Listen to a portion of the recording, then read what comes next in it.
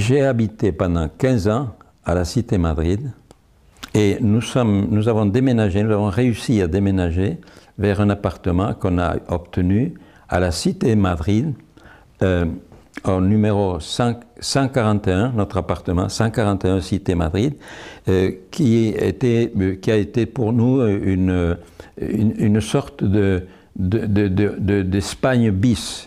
L'environnement à la Cité Madrid était extrêmement cordial et solidaire parce que beaucoup de locataires étaient des Espagnols comme nous, des réfugiés. C'était une période où on accueillait facilement des réfugiés politiques et nous avions formé donc un groupe dans lequel on pouvait boire du café à minuit, se coucher très tard, frapper à la porte à des heures impossibles. Il y avait une solidarité fantastique. Il n'y avait pas de douche, il n'y avait pas d'ascenseur, il y avait des toilettes à l'extérieur, donc quand il faisait froid, parce qu'il a fait très froid ces hivers-là, 40, 41, 41, 42. Quand on voulait prendre une douche, on venait à Toulouse, rue La Canale, par exemple, douche municipale, mais sinon on n'avait rien, une bassine d'eau avec une éponge, et puis voilà. À part notre grande sortie qui consistait à aller vers la Garonne, vers Blagnac. Et là, c'est vrai qu'on s'amusait, on faisait de la lutte gréco-romaine, on faisait de la natation quand le temps s'y prêtait, je vous l'ai dit tout à l'heure. C'est vrai que la Cité Madrid peut être considérée comme une sorte de no man's land. Elle était implantée entre Blagnac et le pont de Blagnac, et puis en passant par les Amidonniers, le quartier des Amidonniers, où on ne pouvait pas trop se sentir entre nous. C'était comme ça, il y avait les Amidonniers, il y avait la Cité Madrid, et de l'autre côté, il y avait les 7 deniers. Dans la Cité Madrid, il y avait une cour intérieure qui donnait sur les différents bâtiments. Et dans cette cour, on faisait des parties de football homériques.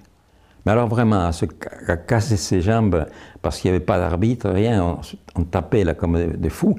On jouait beaucoup aussi à la pelote basque, à la pala. On jouait beaucoup parce que les 4 murs, comme ça, se présentaient très bien pour taper avec une balle. La Cité Madrid est pour moi un souvenir d'un petit paradis perdu. Parce que c'était un endroit où il n'y avait absolument aucune situation conflictuelle. Il n'y avait pas d'argent qui circule. Il n'y avait pas de voiture. Il n'y avait presque rien à manger. On avait les cartes de rationnement. On avait l'école. Si je parle de ce que m'a raconté ma mère, il y avait déjà une première colonie espagnole sur la Cité Madrid, qui est arrivée bien avant. Et la seconde colonie espagnole était surtout constituée d'éléments en provenance du camp de Gurs, c'est-à-dire des anciens aviateurs qui avaient été embauchés pour aller aux usines d'aviation. Ce sont les premiers éléments des réfugiés qui sont arrivés pratiquement sur Toulouse pour travailler dans les usines, aussi bien d'aviation, d'armement ou autres, récupérés au camp de Gurs principalement. Ce qui était pour nous, comme je dis souvent, ça a été le Pérou. Ma mère a vécu à la Cité Madrid jusqu'en 80, où elle est décédée, 81 décédée, et puis mon père a vécu à Cité Madrid jusqu'en 2001 où il a décédé. Tant qu'à moi, j'ai vécu à Cité Madrid jusqu'aux années 81. Je me suis marié. La famille parentale, pour nous, c'est la chair et l'os de la famille, aussi bien d'un côté comme de l'autre. On les a connus parce que, premièrement, ils habitent à côté de chez nous, et ils sont arrivés pratiquement en même temps. Mais autrement, entre nous, ça a été une entraide totale de tous les Espagnols, disons, de cette époque. Il y avait une ambiance, moi je sais, on était dehors, on discutait, ça chantait, ma mère chantait énormément, tout le monde entendait chanter à l'arrière des bâtiments. Pour la Garonne, c'était le point de ralliement de tout le monde, la Garonne. Tout le monde allait se baigner à la Garonne.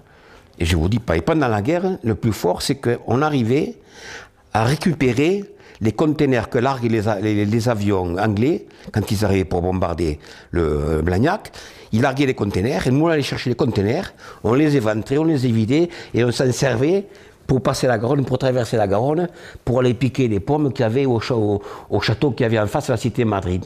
La cité Madrid, c'était emblématique en définitive. C'était la cité Madrid, la cité des Espagnols.